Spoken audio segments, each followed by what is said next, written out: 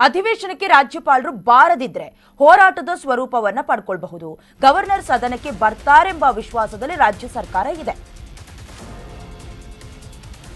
ಅಧಿವೇಶನಕ್ಕೆ ರಾಜ್ಯಪಾಲರು ಬಾರದೇ ಇದ್ರೆ ಹೋರಾಟ ನಡೆಯುತ್ತೆ. ಗವರ್ನರ್ ಸದನಕ್ಕೆ ಬರ್ತಾರೆ ಅನ್ನುವಂತ ವಿಶ್ವಾಸದಲ್ಲಿ ರಾಜ್ಯ ಸರ್ಕಾರ ಇರೋದು. ಇಂದು ಬೆಳಗ್ಗೆ 11:15 ಕಾದ್ ನೋಡೋಣ ಅನ್ನುವಂತ ನಿರ್ಧಾರವನ್ನು ರಾಜ್ಯ ಸರ್ಕಾರ ತೆಗೆದುಕೊಂಡಿದೆ. 2 ಪ್ರಮುಖ ಅಂಶಗಳ ಮೇಲೆ ನಿರ್ದೇಶನ ನೀಡುವಂತೆ ಅರ್ಜಿಯನ್ನು ಸಲ್ಲಿಕೆ ಮಾಡಿದ್ದಾಗಿದೆ. ಸುಪ್ರೀಂ ಕೋರ್ಟ್ ಸಿಜೆಗೆ ಅರ್ಜಿ ಸಲ್ಲಿಕೆ ಮಾಡೋದಕ್ಕೆ ರಾಜ್ಯ ಸರ್ಕಾರ ಸಿದ್ಧತೆಯನ್ನ ನಡೆಸ್ತಾ ಇದೆ. ದೆಹಲಿಯಲ್ಲಿರುವ ಅಡ್ವೊಕೇಟ್ ಜನರಲ್ ಶಶಿಕಿರಣ್ ಶೆಟ್ಟಿ ಸರ್ಕಾರ ಸಿದ್ಧಪಡಿಸಿದ ಭಾಷಣವನ್ನ ರಾಜ್ಯಪಾಲರು ಓದಬೇಕು. ರಾಜ್ಯಪಾಲರು ಸಾಂವಿಧಾನಿಕವಾಗಿ ಕರ್ತವ್ಯವನ್ನ ಪಾಲಿಸಬೇಕಾಗತ್ತೆ. ಸಾಂವಿಧಾನಿಕ ಬಿಕ್ಕಟ್ಟು ಉದ್ಭವಿಸಿರೋದ್ರಿಂದ ಮಧ್ಯಪ್ರವೇಶಿಸಬೇಕು.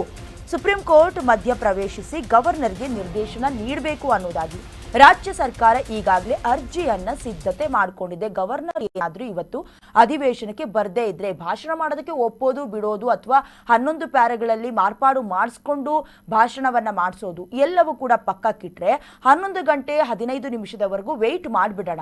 ಅದಾದ ಮೇಲೂ ಬರದೇ ಇದ್ರೆ ಮುಂದಿನ ಕ್ರಮ ಏನು ಅದನ್ನು ತೆಗೆದುಕೊಳ್ಳೋದಕ್ಕೂ ಕೂಡ ರೆಡಿ ಇದ್ದಾರೆ. 2 ಪ್ರಮುಖ ಅಂಶಗಳನ್ನ ನಿರ್ದೇಶನ ಮಾಡುವಂತೆ ಅರ್ಜಿಯನ್ನು ಕೂಡ ಸಲ್ಲಿಕೆ ಮಾಡಿದ್ದಾರೆ. ಇನ್ನು ಇದೇ ವಿಚಾರಕ್ಕೆ ಸಂಬಂಧಪಟ್ಟಂತೆ ಇನ್ನಷ್ಟು ಡೀಟೇಲ್ಸ್ ಅನ್ನ ಕೊಡ್ತಾ ಹೋಗ್ತಾರೆ ನಮ್ಮ ಪೊಲಿಟಿಕಲ್ ರಿಪೋರ್ಟರ್ ಅಭಿಷೇಕ್ ದೂರವಾಣಿ ಸಂಪರ್ಕದ ಮೂಲಕ. ಅಭಿಷೇಕ್, ಈಗಾಗಲೇ ಒಂದು ಕಡೆ ಗೆಹ್ಲೋಟ್ ಅವರು ನಿನ್ನೆ ರಾತ್ರಿ 10 ಗಂಟೆವರೆಗೂ ಬರ್ತಾರ ಅಧಿವೇಶನಕ್ಕೆ ಭಾಷಣ ಮಾಡ್ತಾರ, ಸ್ಪಷ್ಟನೆ ಸಿಗ್ಲಿಲ್ಲ. 11:15 ಅಂದ್ರೆ ಒಂದಷ್ಟು ನಿಮಿಷಗಳ ಕಾಲ ಕಾದ್ ನೋಡೋಣ ಅಂತ. ಇದ್ರ ಮಧ್ಯದಲ್ಲಿ ಸರ್ಕಾರ ಏನು ಮಾಡತ್ತೆ, ಮುಂದಿನ ಕ್ರಮ ಏನು, ಸುಪ್ರೀಂ ಕೋರ್ಟ್ ಮೆಟ್ಟಿಲೇ ಇರತ್ತಾ ಅಥವಾ ಅವ್ರು ಬಂದ್ರೆ ಭಾಷಣ ಓದದೇ ಇದ್ರೆ ಅಥವಾ ಓದಿದ್ರೆ ಸರ್ಕಾರಕ್ಕೆ ಪ್ಲಸ್ ಏನು ಮೈನಸ್ ಏನು? ಅಭಿಷೇಕ್,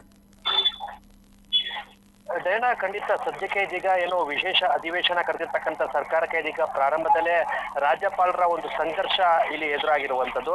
ಅದರಲ್ಲೂ ಕೂಡ ಏನು ಪ್ರಮುಖವಾಗಿ ರಾಜ್ಯಪಾಲರ ಭಾಷಣ ಅಂದ್ರೆ ಪ್ರತಿ ವರ್ಷದ ಕೂಡ ಸರ್ಕಾರ ಕರೆಯುವಂತ ಏನು ಅಧಿವೇಶನಕ್ಕೆ ರಾಜ್ಯಪಾಲರು ಬಂದು ಭಾಷಣ ಮಾಡುವಂಥದ್ದು ಸಹಜವಾಗಿ ಬೆಳೆದು ಬಂದಿರತಕ್ಕಂಥ ಒಂದು ಬೆಳವಣಿಗೆ. ಇಂಥ ಒಂದು ಸಂದರ್ಭದಲ್ಲಿ ರಾಜ್ಯ ಸರ್ಕಾರ ಕರೆದಿರ್ತಕ್ಕಂಥ ಏನು ಭಾಷಣದಲ್ಲಿ ಕೆಲವೊಂದು ಅಂಶಗಳು ಕೇಂದ್ರ ಸರ್ಕಾರದ ವಿರುದ್ಧ ಇದೆ. ಹಾಗಾಗಿ ನಾನು ಈ ಒಂದು ಭಾಷಣ ಓದಲು ಆಗೋದಿಲ್ಲ ಅಂತ ಖಂಡಿತವಾಗಿ ರಾಜ್ಯಪಾಲರು ನಿನ್ನೆಯೇ ಮುಖ್ಯಮಂತ್ರಿ ಒಂದು ಕಚೇರಿಗೆ ಸಂದೇಶವನ್ನು ರವಾನೆ ಮಾಡಿದ್ದಾರೆ. ಆ ಒಂದು ಮೇರೆಗೆ ನಿನ್ನೆ ಏನು HK ಪಾಟೀಲ್ ಅವರ ಒಂದು ಸಚಿವರ ಒಂದು ನಿಯೋಗ ನಿನ್ನೆ ಏನು ರಾಜಭವನಕ್ಕೆ ತೆರಳಿ ಅಲ್ಲಿ ಏನು ಪ್ರಮುಖವಾಗಿ ರಾಜ್ಯಪಾಲರನ್ನ ಭೇಟಿ ಮಾಡಿ ಮನವೊಲಿಸುವಂತ ಒಂದು ಪ್ರಯತ್ನ ಕೂಡ ಆಗಿತ್ತು.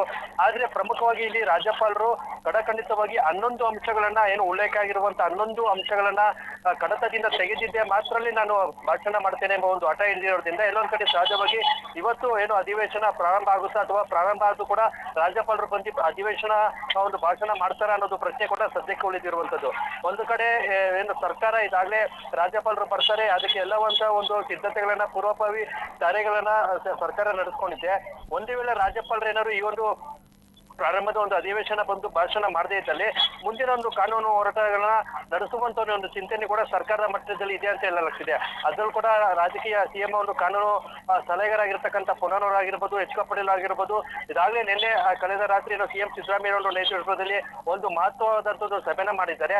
ಆ ಒಂದು ಸಭೆಯಲ್ಲಿ ಪ್ರಮುಖವಾಗಿ ಏನು ರಾಜ್ಯಪಾಲರು ಈ ಒಂದು ಅಧಿವೇಶನದ ಒಂದು ಭಾಷಣಕ್ಕೆ ಬರದೇ ಇದ್ರೆ ಮುಂದಿನ ಒಂದು ಆಗುಹೋಗುಗಳಿರಬೇಕು ಮತ್ತೆ ಸರ್ಕಾರದ ಮುಂದಿನ ಹೆಜ್ಜೆ ಹೇಗಿರ್ಬೇಕೆಂಬ ಒಂದು ನಿರ್ಧಾರಗಳನ್ನ ಈಗಾಗಲೇ ತೆಗೆದುಕೊಂಡಿದ್ದಾರೆ. ಹಾಗಾಗಿ ಸರ್ಕಾರ ಕೂಡ ಏನು ರಾಜ್ಯಪಾಲರು ಬರ್ತಾರೆ ಭಾಷಣವನ್ನ ಮಾಡ್ತಾರೆ ಅನ್ನೋ ಒಂದು ವಿಶ್ವಾಸದಲ್ಲಿದೆ.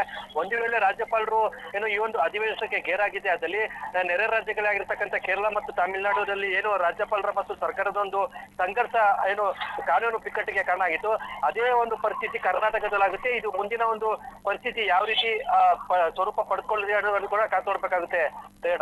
ಥ್ಯಾಂಕ್ ಯು ಅಭಿಷೇಕ್, ನಿಮ್ಮೆಲ್ಲ ಡೀಟೇಲ್ಸ್ಗಾಗಿ. ಈಗಾಗಲೇ ಬರ್ತಾರಾ ಗೆಹ್ಲೋಟ್ ಅಂದ್ರೆ ರಾಜ್ಯಪಾಲರು ಬರ್ತಾರಾ ಬರೋದಿಲ್ವಾ, ಬರ್ದೇ ಇದ್ರೆ ಯಾವ ರೀತಿ ಕಾನೂನಿನ ಕ್ರಮವನ್ನ ತೆಗೆದುಕೊಳ್ಬೇಕು ಸರ್ಕಾರ, ಇದಕ್ಕೆ ಸಂಬಂಧಪಟ್ಟಂತೆ ಅರ್ಜಿಯನ್ನ ಸುಪ್ರೀಂ ಕೋರ್ಟ್ CJಗೆ ಸಲ್ಲಿಸೋದಕ್ಕೂ ಕೂಡ ಸಿದ್ಧತೆ ಮಾಡ್ಕೊಳ್ತಿದೆ.